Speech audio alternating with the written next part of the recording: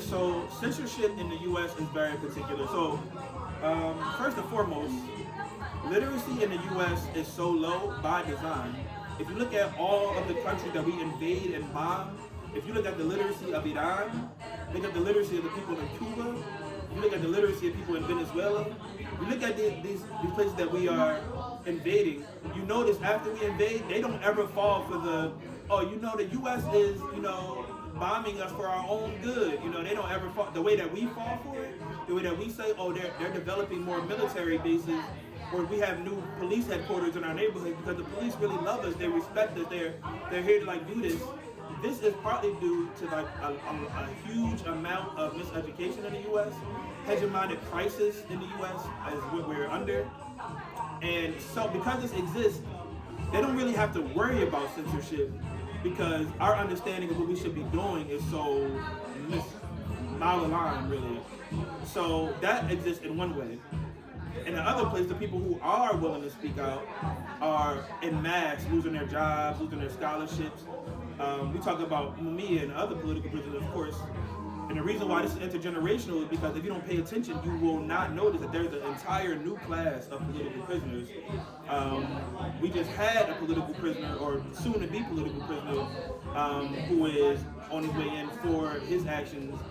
And we had a bunch of people, we got some students up in Swarthmore who did an encampment who are losing their scholarships, getting kicked out of school. We have a bunch of people in Philadelphia who have taken federal charges for things that 10 years ago would have been misdemeanors, but they're felonies now. And the goal of a felony is, even if they don't give you a lot of time, the goal is to separate you from economics, right? So now it's going to be harder for you to get the housing loan. Now it's going to be harder for you to get FAFSA because you're a felon, right? This is all by design. So the threat of removing you from society, or from the structures that society has, is another thing that keeps people in line here. And this is partly because we are hyper dependent on the institutions because they destroy all our community institutions. So it's sort of a revolving door, right? So you say, okay, the schools aren't serving our children, let's develop our own schools. They will lock you up for saying that, or destroy the schools that you build, right? And then it becomes discouraging, and this is sort of the cycle that we're in. So you have a large portion of people who don't even feel the need to think about these things because they're such under the hegemonic weight of living in the U.S. that, people think that we're in a progressive country with right-wing elements, right? We got some crazy right-wing people out there, but we're in a progressive country. But the truth is, we're in a right-wing country, and there are some progressive elements in some places. But the country is inherently right-wing. This is a colonial institution, right?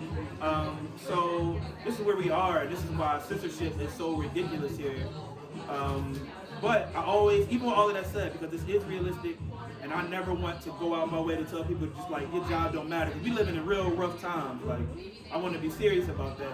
But we always have to keep in mind, this is why prisoners are so important. Because Mumia in solitary confinement, if people understand what solitary confinement looks like, you have very limited amount of resources there. You can only have a certain amount of books, you can only have a certain amount of paper. They give you a half-sharpened pencil the size of your pinky. And Mumia is in solitary confinement writing books. I think that I want people to understand what that means. There are people who have gone crazy in solitary confinement in 2 weeks. Mumia has written books, has been there for years, right? This is a level of dedication. So I also know that people don't like our old heads when we were younger used to do things like finish all your food. Kids in Africa don't get a chance to eat, and that can be a little patronizing, right? But there is something really important to consider around what struggle looks like, and when we're always constantly worried about our immediate conditions, think about people who have really sacrificed, right? And I want people to think about the people in Sudan and the Congo who died for your ability to use a cell phone or a camera, not on purpose because it's extraction. It's not a sacrifice that they're willing to make. Right. This is extractive. And you think about the political prisoners who have left their families behind. I know there are people out here who have had children, and their children have had children. They're living beautiful lives, their families are living. And Mumia has been inside by himself this whole time. So let's just consider the entire range of sacrifice and be careful about being strictly sure that I'm not willing to sacrifice this. I think that that's a thing to consider for everybody out here. free Mumia, free all political prisoners, and even if you don't consider yourself a political prisoner, everybody has the ability to be a revolutionary, so you are a potential political prisoner, and that means free you too.